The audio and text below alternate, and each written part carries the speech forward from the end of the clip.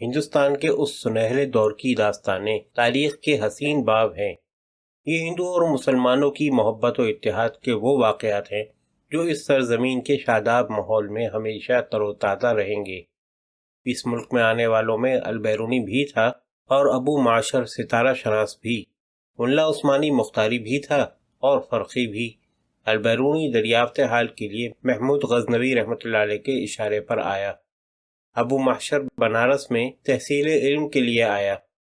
مختاری اور فرقی بادشاہوں کے چتر کے سائے میں آئے اور واپس چلے گئے، لیکن جب دہلی سلطنت قائم ہوئی اور قطب الدین ایبک تخت نشین ہوا، اس وقت سے مسلمان فنکاروں، دانشوروں، شاعروں کی آمد میں نمایاں فرق آ گیا۔ مختلف راستوں سے علماء، سیاح، مورخ اور شعراء دہلی پہنچنے لگے۔ عربی و عجمی جب تک اپنے وطن میں رہتے تو ان کے کانوں میں یہ آواز پڑتی، ہندوستان کا دریا موتی، اس کا پہاڑ یاقوت اور اس کا درخت عطر ہے۔ اور جب ان غیر ملکیوں کا قدم اس سرزمین میں آتا تو ان کی زبانیں ایک ایک چیز کی تعریف کرتیں۔ ہندوستان میں مسلمانوں کی آمد و رفت محمد بن قاسم رحمۃ اللہ علیہ کے حملے سے بہت پہلے شروع ہو چکی تھی۔ عرب کے تاجر بحری راستوں سے جنوبی ساحلوں پر آنے جانے لگے تھے۔ انہی تاجروں کی زبانی مغربی ایشیا کے لوگوں کو ہندوستان کے علم و فن اور مال و دولت کی فراوانی کے حالات معلوم ہوتے رہتے تھے۔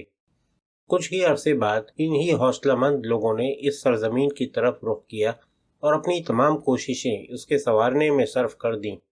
جب ان حوصلہ مندوں کی محفلیں سج گئیں تو فنکاروں کا ایک ہجوم ایشیا و افریقہ سے یہاں آنا شروع ہو گیا۔ ہندوستان کو سنوارنے کی خدمت پہلے عربوں نے کرنی چاہی اور اس کوشش کی ابتدا بھی کی کہ اس جنت نشان کو بہشت عدن بنائیں، لیکن قدرت کا یہ فیصلہ ہو چکا تھا کہ یہ بے گیاہ و ریگستانی زمینوں کی جفاکش قوم بہار کی لطیف ہواؤں اور سرسبز میدانوں کی فضاؤں سے ناواقف ہے۔ اس سرزمین کو وہی قوم سنوار سکتی ہے جو بہار و خزاں کی کیفیات سے لطف اندوز ہو سکے۔ علم و دانش اور فکر و فن کی آماج گاہ وہی مقامات ہو سکتے ہیں جو آب و ہوا کے لحاظ سے لطیف و خوشمزہ اور زرخیزی کے اعتبار سے خوشنمو ہوتے ہیں۔ چنانچہ فارس و ترکستان کے فنکاروں نے اپنے ساتھ لائے ہوئے علمی و فنی خزانے یہاں بکھیر دیے اور یہاں کے شہروں میں بخارا اور غزنی کی فضاؤں کا لطف آنے لگا۔ خسرو نے انہی حالات کی منظر کشی کی ہے۔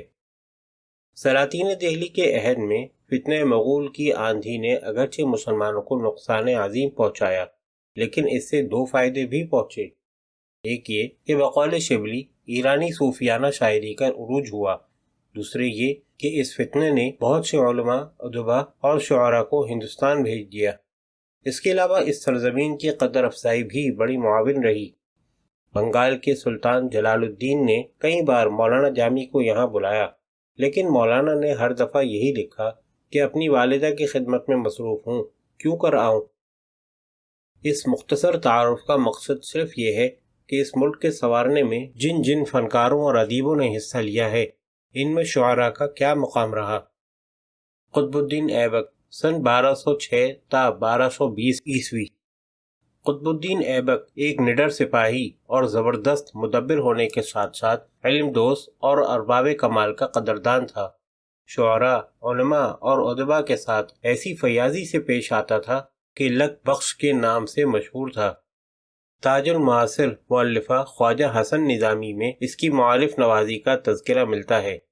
علماء، فقہاء کے علاوہ شعراء کرام بھی اس کے خوان کلام سے فیضیاب ہوئے ہیں۔ اس کے عہد میں حزب ذیل شعراء کی آمد کا تذکرہ ملتا ہے۔ بہاؤالدین اوشی لباب الالباب کا مصنف لکھتا ہے کہ لوگ ان کو بہا اوش، اوش کی رونق کے نام سے مشہور کیے ہوئے تھے۔ یہ قطب الدین ایبک کے عہد میں ہندوستان آئے اور ایک عرصہ دراز تک دہلی میں مقیم رہے۔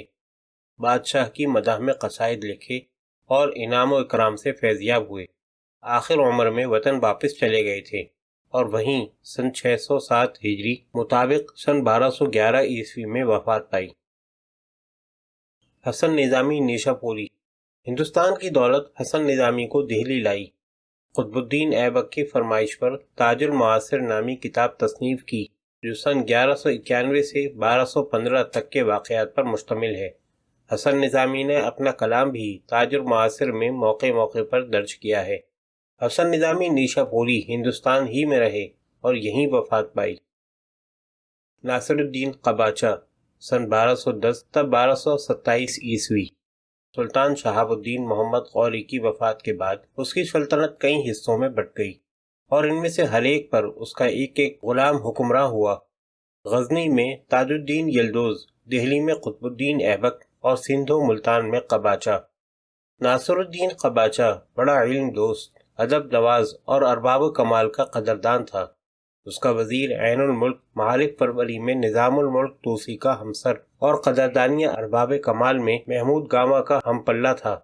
اس عہد میں محمد اوفی نے اپنا مشہور تذکرہ لباب الالباب عین الملک کے لیے تصنیف کیا، جو فارسی شعراء کا سب سے قدیم اور مسترد ہندوستانی تذکرہ ہے۔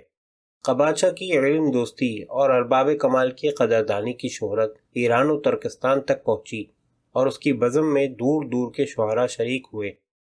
تاتاری فتنے کے پریشان حال شعراء اور اہل کمال اس کے دربار میں آئے اور خوان کرم سے بہرہ افروز ہوئے۔ یہ بزم رنگین 22 سال منعقد رہی۔ افسوس ہے اس بزم کا درہم برہم ہونا التمش کے ہاتھوں قباچہ کے مقدر میں لکھا جا چکا تھا۔ قباچہ کے زوال کے بعد چونکہ التمش بھی ارباب کمال کا قدردان تھا، اس لیے اس نے قباچہ کے درباری شعراء کو وہی عزت بخشی جو ان باکمالوں کو اونچا میں نصیب تھی۔